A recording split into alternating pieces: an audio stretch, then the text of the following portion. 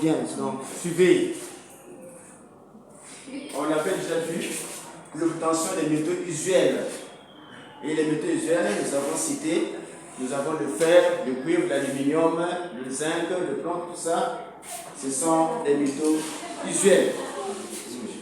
Et nous continuons avec l'obtention des alliages.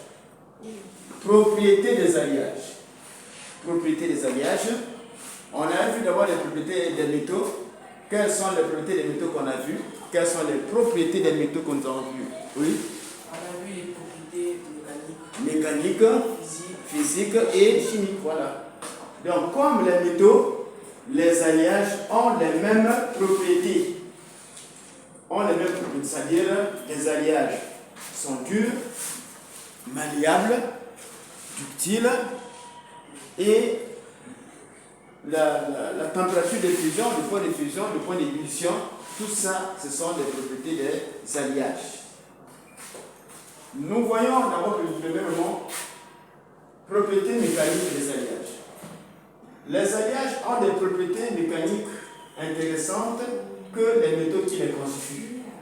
Voilà. Donc, pourquoi on forme les alliages? C'est parce que les alliages ont des propriétés intéressantes. Vous voyez ici, on a cité le cas par exemple du duralumin. C'est un alliage d'aluminium et de cuivre.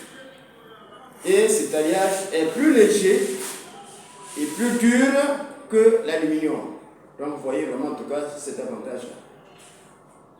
Ça c'est dans les propriétés physiques.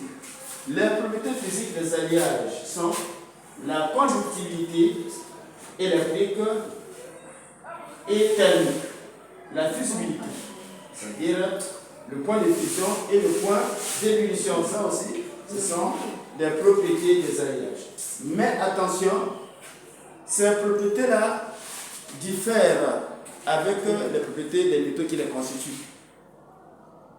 Vous voyez, il y a certains alliages qui sont moins fusibles que les métaux qui les constituent, ou encore plus fusibles que les métaux qui les constituent.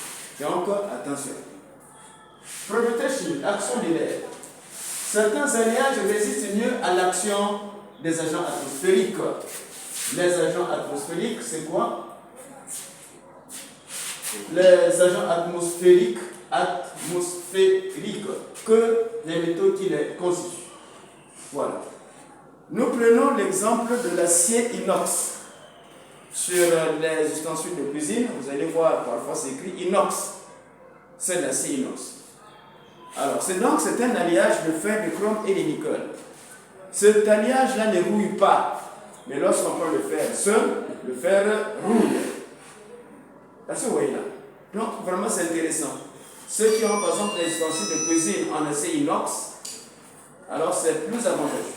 Quand vous allez au marché, vous achetez un réchaud, par exemple les réchauds à gaz, vous allez voir deux qualités. Il y a la qualité en fer et la qualité en acier inox. Et la qualité en acier inox, quelle que soit la température, alors ça va garder toujours son éclat. Ça, sont des réchauds en acier inox. Et vous allez voir également les cuillères, les fourchettes. Il y en a en acier inox. Voilà, c'est ça. Là, c'est l'action des l'air. Donc, action des acides. Certains alliages sont attaqués par les acides.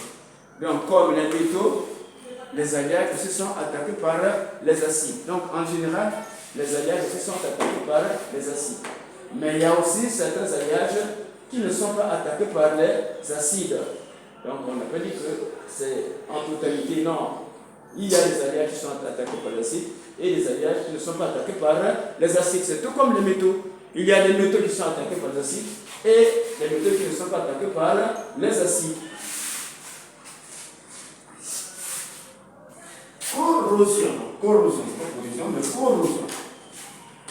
Corrosion des métaux usuels. Qu'est-ce que la corrosion? La corrosion n'est autre qu'une altération d'un métal sous l'action des agents atmosphériques. C'est-à-dire la destruction d'un métal sous l'action des agents atmosphériques. On a vu cette destruction par exemple avec le fer. Quand vous mettez le fer à l'air libre, le fer rouille. Parce que vous voyez, le fer rouille. À cause de quoi? À cause de l'air humide. Mais l'air humide est un agent atmosphérique déjà. Donc, le métal s'altère. Et le processus est appelé altération. C'est l'altération d'un métal sous l'action des agents atmosphériques. Les agents atmosphériques sont, nous avons l'eau salée, l'air, les acides, les bases, ainsi de suite. Si vous allez là où on fait la pêche des poissons, vous allez voir des coques des bateaux. Quand vous observez très bien, vous allez voir que non, ces coques-là ont rouillé. À cause de quoi? À cause de la présence de l'eau salée. Donc l'eau salée également détruit le fer, détruit les métaux. Exemple, nous avons la galvanisation. Donc il faut protéger certains métaux contre les agents atmosphériques. Exemple, comment les protéger? C'est par la galvanisation par exemple. Consiste à déposer la couche de zinc sur des tôles. La fois passée, je vous avais dit qu'on a plusieurs qualités de tôles. Mais vous allez remarquer que ces tôles-là, il y a des tôles qui résistent à l'action de l'air et il y a des tôles qui ne résistent pas à l'action de l'air. Mais vous devez savoir que le zinc résiste à l'action de l'air.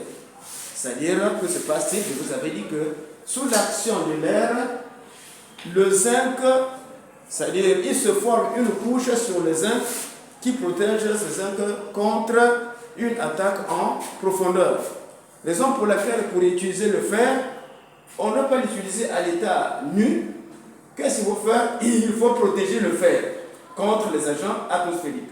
Mais comment? C'est en déposant sur le fer soit une couche de peinture ou encore d'antirouille ou encore une couche d'un métal inoxydable, c'est-à-dire d'un métal qui résiste à l'action de l'air. Donc si je veux par exemple, j'ai des tôles, je vais utiliser ces tôles en fer. Qu'est-ce qu'il faut faire? On prend ces tôles, on recouvre ces tôles avec une couche de zinc. Et l'opération qui consiste à déposer une couche de zinc sur la tôle est appelée la galvanisation. Donc on fait la galvanisation et on obtient une tôle qui est protégée. Mais si vous utilisez ces tôles, vous devrez savoir que à la longue, ces tôles seront toujours détruites. Pourquoi? Parce que lorsqu'on construit, et la couche de zinc qui est là sera détruite par l'action des acides. Puisque le zinc est attaqué par les acides, l'eau de pluie contient des acides. Il y a des acides dans l'eau. Et quand il pleut, que va-t-il se passer?